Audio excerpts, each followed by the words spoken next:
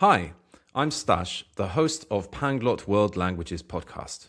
I am so excited to be starting this podcast. Here's a question for you.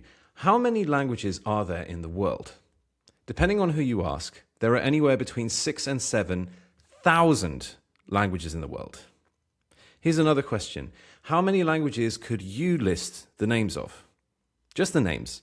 English, Spanish, German, French, Italian, Japanese, Arabic, Mandarin Chinese, Korean. You'd be doing pretty well if you managed to reach 50.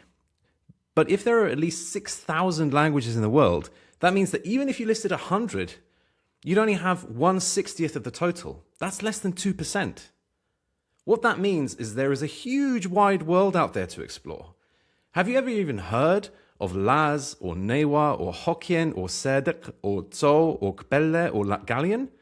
There are so many languages in the world, and there is so little that most of us know about them. Just think about when people go traveling.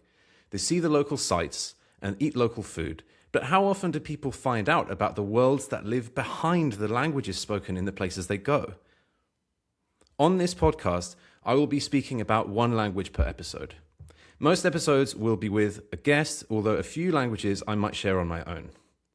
We'll be looking primarily at modern living languages, but also at ancient and classical languages and sometimes constructed languages. The podcast is aimed at the general public interested in languages, so I will be explaining key terms and ideas along the way. But I expect more experienced linguists to also gain something from the podcast, since few people have the chance to hear about languages that we'll be covering. I have one principle, which is that each language only gets one spot on the podcast. There's no room for repeats when there are so many languages to cover. And there's no privileging of more popular languages like English or Spanish by giving them more airtime. Apart from spreading the word about lesser-known languages, sharing a love of language and linguistics, and exploring these worlds that are hidden in plain sight, one of my aims is also to give people from minority language communities a voice, and for them to be better known and supported and more widely celebrated around the world. I've been having an absolutely great time making this podcast, speaking to linguists, language teachers, speakers of minority languages, and language learners of the most diverse and fascinating collection of languages you could think of. I hope you enjoy listening to Panglot World Languages as much as I'm enjoying creating it.